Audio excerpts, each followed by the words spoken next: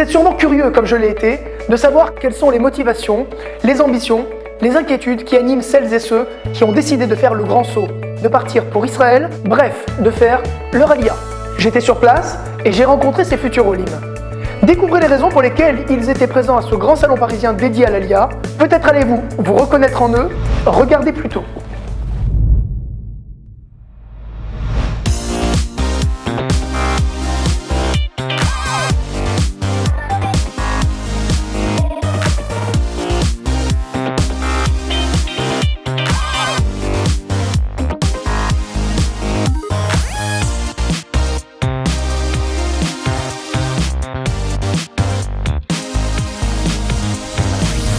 Coralie, est-ce que tu passes une bonne journée? Très bonne journée, je viens d'arriver. Pour quelle raison tu viens à ce salon aujourd'hui? Pour voir les équivalences en fait d'emploi et pour voir quelles sont les offres d'emploi là-bas. Je vais chercher des réponses pour justement partir en Israël. Non, c'est quelque chose d'arrêté. On a envie de partir. On a commencé à faire toutes les démarches sur Internet, remplir les dossiers. Là aujourd'hui, on vient se renseigner au niveau de l'emploi, au niveau des équivalences de diplômes, au niveau de tout ce qui est école aussi pour nos enfants. Il y a plein de questions qu'on a à poser. Je viens me renseigner pour tout ce qui est les caisses maladie, au niveau du déménagement. On avait besoin de réponses, notamment au niveau de la scolarité et quelques petits détails et petits peaufinages, on va dire. Tout d'abord pour savoir quelles sont les équivalences, à quel moment partir pour que mes diplômes soient reconnus et que je puisse facilement trouver un emploi. Vous êtes préoccupé de le laisser partir ou pas? Non mais on part tous ensemble si Dieu veut. Voilà. J'ai trouvé effectivement toutes les réponses à mes questions. Donc c'est vrai que moi ça a été voilà. Ligne droite. Ligne droite, exactement. L'Aliyah des Juifs de France, avant toute chose, c'est une réalité.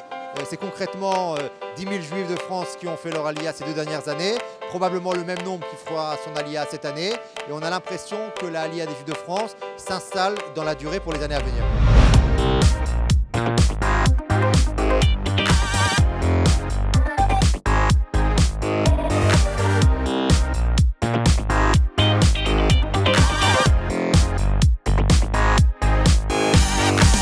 Qu'est-ce que vous prévoyez en Israël? Vous avez des idées?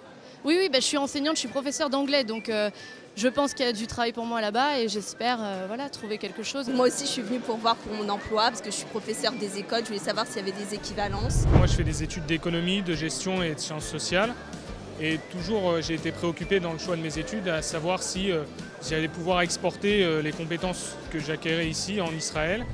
C'est pour la spiritualité, c'est pour la religion, c'est pour l'histoire, c'est pour le mode de vie qui est différent de la France? Un petit peu de tout ça. Vous venez de citer exactement ce que j'allais vous dire finalement. C'est fait exprès. Pour quelles raisons? Est-ce que vous pouvez me citer 2-3 raisons pour lesquelles vous partez en Israël? Eh bien, on part tout d'abord pour l'amour d'Eretz Israël, c'est-à-dire que une famille, une terre, une patrie, c'est Eretz Israël.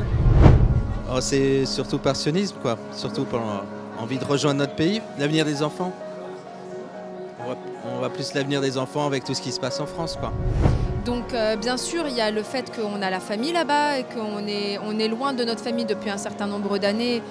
Mais il y a le problème qu'aujourd'hui, notre stabilité en France, elle est vraiment menacée. En 2 mots, l'avenir de nos enfants, voilà.